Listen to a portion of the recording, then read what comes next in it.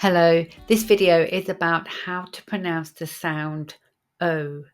It's a diphthong made up of two different sounds, and U. So is the most common English sound.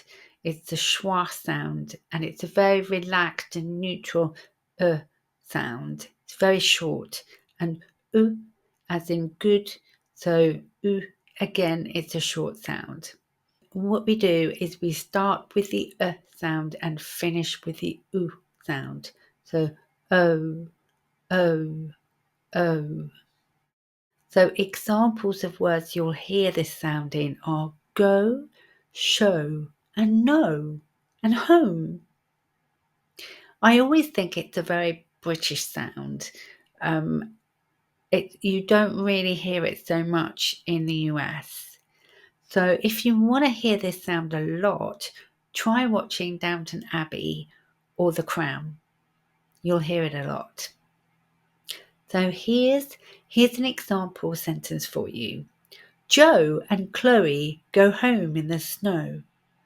If you like this video, check out some of my other ones, and thank you for watching.